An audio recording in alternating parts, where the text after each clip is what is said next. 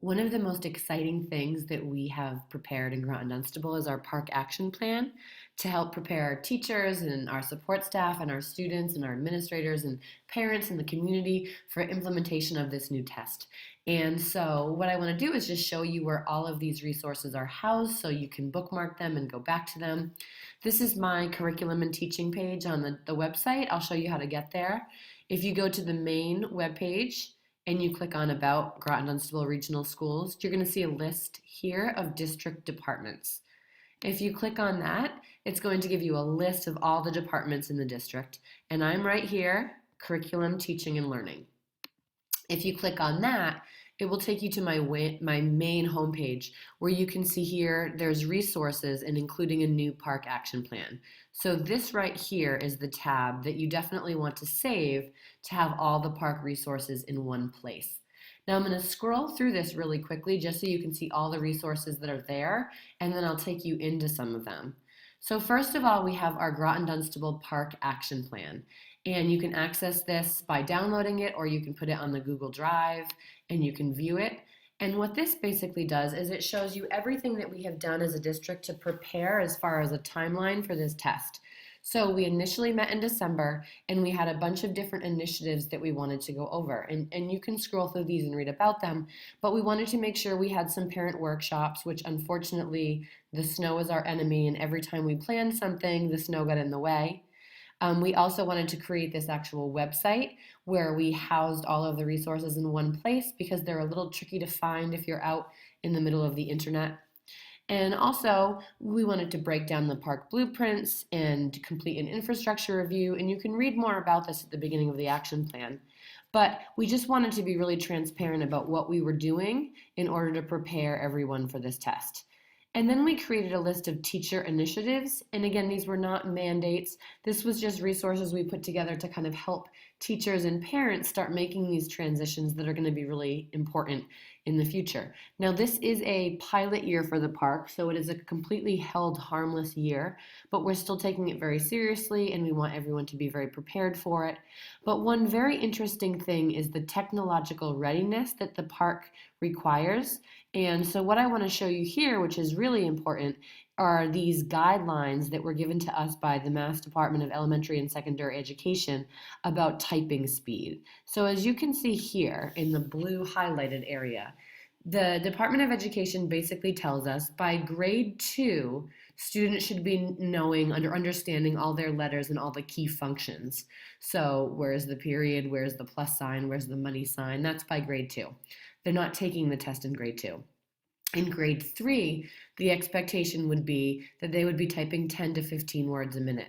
Now, what we did in grades 3 and 4 is we actually did a screening tool on the students just to see how quickly they could type. There's many of these free tools online, and we found that many of our students were actually typing a little bit below that threshold. And research tells us the best way to get faster at typing is to type more. So in the long-term strategic plan of our district, we'll definitely look at, kids in the technological age having more access to technology and things like that. But as for right now, we just wanted to, really encourage teachers, if possible, if students could be using the computer for homework, and to talk to you about anytime you can allow your children to be able to type online. It's very, very valuable just for them to know where the keys are. By grades 4, by the end of grade 5, we're up to 25 words a minute. And by grade 8, we're looking at about 30 words a minute. Now, why is that important for the park? Is because the park is a timed test. So when you're given these research tasks, or you're given this opportunity to create a prose constructed response to a math question, and there's a time limit, there's a certain expectation that you'll be able to get a certain quality of response completed in a certain number of minutes. These range somewhere between 75 and 90 minutes depending on the task and the test, but typing speed is going to be a factor that we definitely want to look at long term into helping our kids be really successful. So we have things like this. How do you build keyboarding skills? And then we have some resources to build skills. How do you build mouse or trackpad skills? How can you start doing well on online assessments in general? And again, research tells us here that the best way to succeed in an online test, if you know the content, and our educators have done an amazing job preparing for content, is to spend about 4 to 6 hours in the sample testing environment.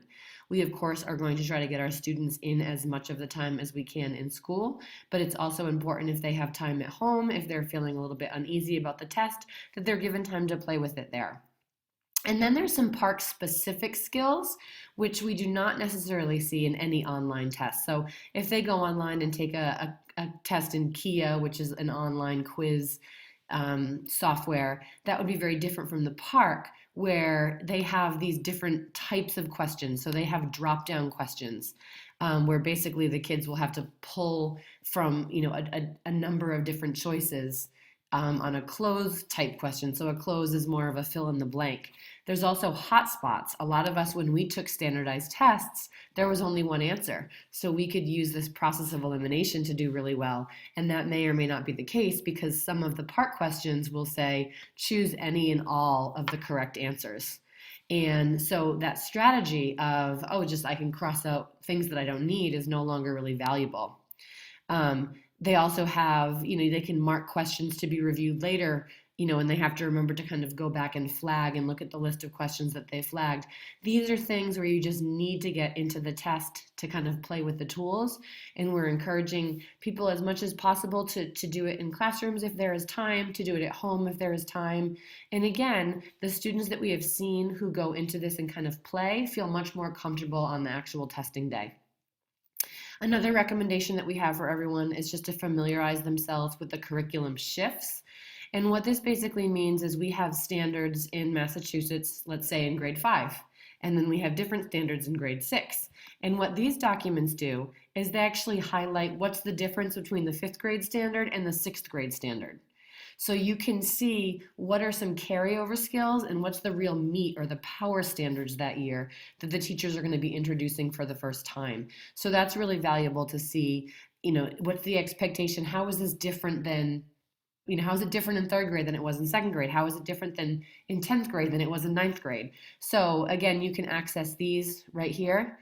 And then also there are so many online resources that PARCC gives us. They give us practice tests, they give us sample items, they give us tutorials to kind of see how to use these tools. And I'll show you this in the actual test.